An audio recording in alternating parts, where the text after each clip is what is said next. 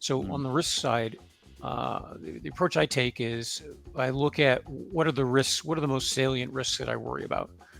And I generally believe you can fit these on a placemat, 20, 25, 30 at most, right?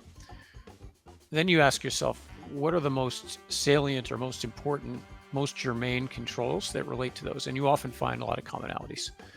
Things having to do with privileged access, removals, disaster recovery, change management, and the like. There's a set of what are often called IT general controls that really apply broadly to a whole classes of risks.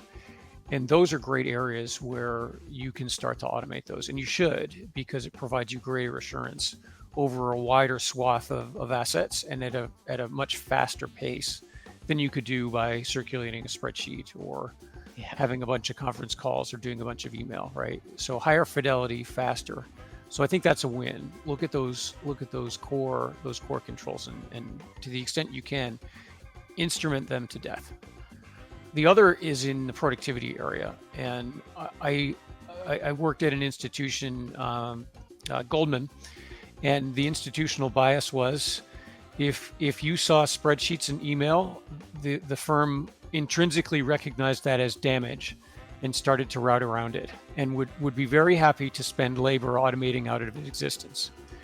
And while not everybody has that kind of appetite and willingness to use technology to automate drudgery out of existence, there is something to that. And so I also view that there are also activities that frankly may not inform me much from a risk standpoint, but are very, very much worth getting out of the way so that my teams can do other value-added work. I would give you our CSAs just as an example.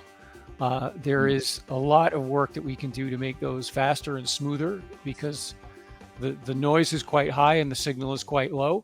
So let's make that relatively low touch, right? So those are probably the two areas where I think we can benefit from automation.